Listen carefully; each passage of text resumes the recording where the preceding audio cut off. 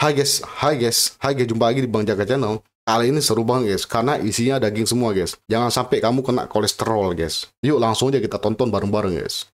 Andaikan Tuhan belum berkehendak kali ini Anda menjadi presiden. Nah ini seru guys. Apa kira-kira yang akan Anda lakukan? Jadi begini, Prof. Saya menerima panggilan tugas dan saya selalu menyatakan ya bersedia. Jadi ketika saya di kampung diminta untuk jadi pembina Karang Taruna, saya udah 10 tahun nih dari 2013 pembina Karang Taruna di kampung saya kerjakan. Sampai hari ini? Sampai hari ini. Ketika saya dipanggil tugas Pak Jokowi, Pak Anies, ini kan proses bernegara untuk menjadi juru bicara. Saya katakan siap. Dipanggil tugas untuk mengerjakan Kementerian Pendidikan memimpin, ya saya kerjakan. Dan ketika saya belum itu semua, sebagaimana membuat Indonesia lebih baik, ya saya bikin kegiatan Indonesia Mengajar. Jadi bagi saya, Pak, orang kreatif selalu mempunyai cara untuk membuat mainannya sendiri. Ya, dan bukan tentang posisi. Kalau saya ditugaskan, saya kerjakan. Bila tidak, saya banyak kegiatan lain yang saya bisa kerjakan. Tapi ketertarikan Anda terutama di bidang apa? Sosial kemasyarakatan? Perubahan sosial, kemajuan masyarakat. Saya ini kan Pak, kalau ditanya by training, I'm an economist by training. Anda sekolahnya S1 Fakultas Ekonomi ya? Yang mana S2 saya? S2 saya itu bidangnya moneter, Pak. Moneter, S2, dan tesis, bukan tesis, project paper ya waktu itu. Namanya tentang pasar currency, Pak. Currency market. Yang banyak baru S3-nya Anda belajar ilmu politik. Saya political economy. Ya, dengan Dwight King kalau tidak salah. Dengan Dwight King. Nah, jadi kenapa saya kemudian lihat pada pendidikan? Karena begitu saya belajar political economy, saya belajar tentang development, pembangunan dan lain-lain, ketemu kata kunci bahwa kunci keberhasilan bangsa ini adalah pada kualitas manusia. Kualitas manusia. Bukan sekedar kualitas sumber daya manusia. Kualitas manusia. Manusia bukan sebagai sumber daya. Manusia yang berkembang. Bukan dilihat sebagai resources, bukan dilihat sebagai angka. Tapi mereka sebagai, yaitu aset terbesar kita. Jadi saya lihat fenomena Asia Timur itu kan fenomena tentang kualitas manusia. Iya. Dan itulah yang mengangkat satu bangsa. Banyak Pak bangsa yang kayanya luar biasa. Tapi nggak jadi contoh tuh Pak. Nggak jadi contoh. Hanya kenapa? Mengandalkan sumber daya yang dihabiskan. Kan mereka kaya karena alam. Ya alam. Tapi mereka yang maju karena kekuatan manusia. Nah dari situlah kemudian kenapa saya melihat pendidikan menjadi penting. Jadi kembali kepada sana Pak. Mungkin Prof. Renald pernah dengar nama Stanislavski. Ya. Seorang dramawan Rusia. Dramawan Rusia ini pernah mengatakan begini. Kan ini teater ya. Orang dramawan dia.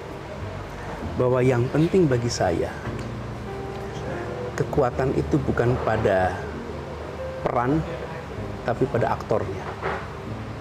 Pada manusianya. Pada manusianya. Jadi, ada orang yang ketika dia memerankan sebagai raja, sebagai panglima, sebagai pembesar dalam teater itu, dia mempesona. Oke?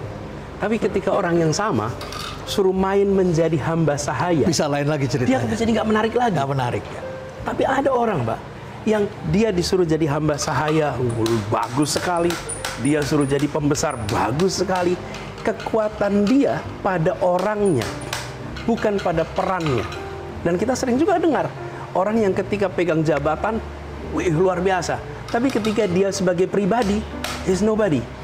Itu sebabnya saya sering bilang pada teman-teman kalau saya pelantikan ya Pak di Jakarta, Anda saya lantik menjadi pejabat.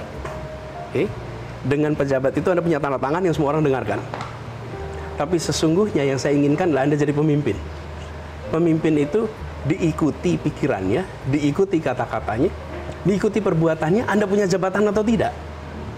Jadi hari ini saya lantik jadi pejabat, tapi saya minta ini surat pelantikan tuh simpan aja di laci.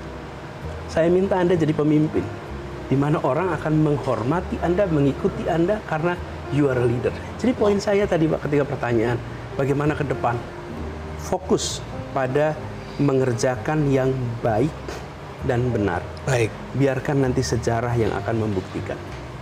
Wow, ini gila banget guys jawaban Anda guys. Ini baru daging guys. Daging semuanya guys ya. Jadi hati-hati guys, jangan sampai kena kolesterol guys, karena ini daging semua ya. Menurut Anies, kualitas suatu bangsa itu adalah tergantung manusianya guys, kualitas manusianya. Dan dia mengatakan bahwasanya bukan sebatas sumber manusia doang. Walaupun sebuah negara memiliki sumber daya alam yang banyak, tapi jika manusianya nggak berkualitas, maka sumber daya alam tersebut bakal habis dan mereka bakal terpuruk lagi guys. Mereka cepat terpuruk.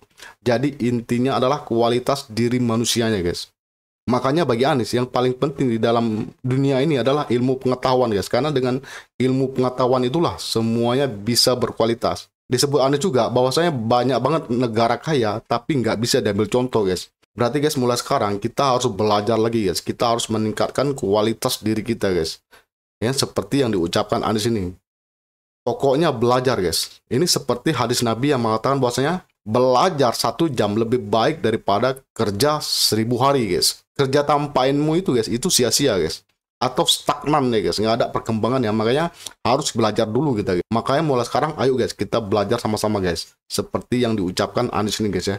Jangan pandang usia guys, semua orang itu wajib belajar sampai dia meninggal guys. Ini adalah podcast yang paling inspiratif dari Anies guys ya. Dan ini daging semua guys.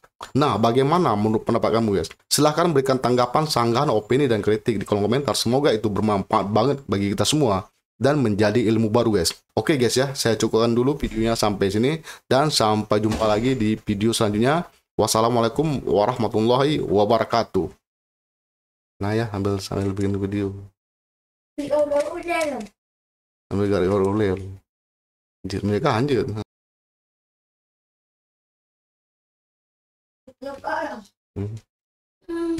Yalah, sabar jaro.